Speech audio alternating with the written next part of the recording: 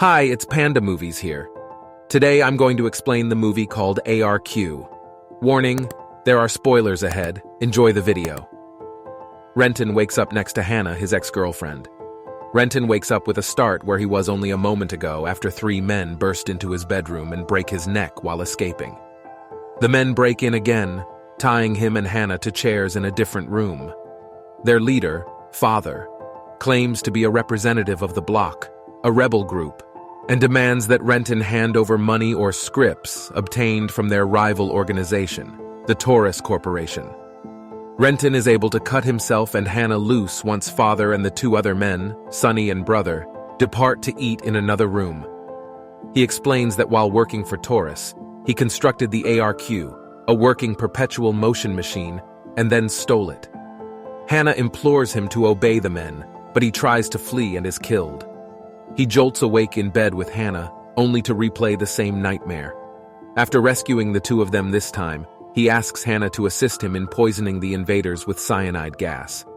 When Hannah admits that she is a Bloc member, the plot falls apart. Sonny shoots Renton after he surrenders the scrips. Renton interrogates Hannah about her past in the next incarnation before releasing her.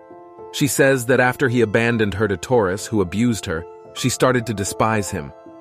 Renton and Hannah work out a plan where they will split the scrips after using the cyanide gas to persuade Father and his crew to stand down, despite the fact that Renton does not trust Hannah.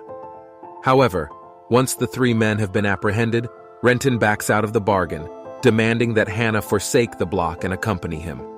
In the following brawl, Hannah inadvertently shoots Renton. Hannah can now recollect the earlier incarnation when Renton and Hannah wake up together.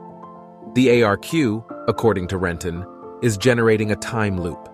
He also recognizes that the ARQ is not a perpetual motion machine, but rather generates the time loop to keep consuming the energy from the gasoline required to catalyze the process, giving the impression that it is generating infinite energy. Sonny eventually reveals himself to be a Torus mercenary and murders everyone. In the next iteration, Renton and Hannah agree that they must keep the ARQ away from Torus.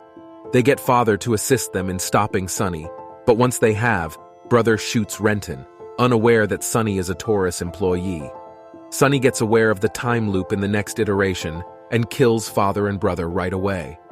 When Sonny overwhelms them, Renton makes the ultimate sacrifice to prevent Sonny from obtaining the ARQ. Sonny saves Cuz, another mercenary who was electrocuted by the ARQ at the start of every previous loop in the next iteration before killing Father and Brother. Renton and Hannah use cyanide to poison Sonny and Cuz. Sonny lays a trap that kills Hannah before dying, causing Renton to start the next iteration. Now that everyone is aware of the time loop, Sonny and Cuz kidnap everyone. Father and Brother die in the confusion of a blackout when Sonny pushes Renton to disable the machine. Renton and Hannah manage to break out for a brief moment before realizing the time loop is contained within the house. Renton resolves to return to the machine to destroy it, and Hannah joins him. Sonny restarts the ARQ after they murder Cuz, who turns out to be Hannah's torturer, only to be slain himself. A second outer time loop is revealed by an interrupted visual message and the ARQ's logs. After 9 time loops, all of their memories are reset due to the ARQ restarting. Thousands of times they have unconsciously performed the same 9 loops. When Renton and Hannah realize they're on their 9th loop, they send themselves a frantic message, hoping that future iterations will be able to get the ARQ to the Bloc before Torus's forces arrive. Hannah wakes up with a gasp after a robot breaks through and kills them.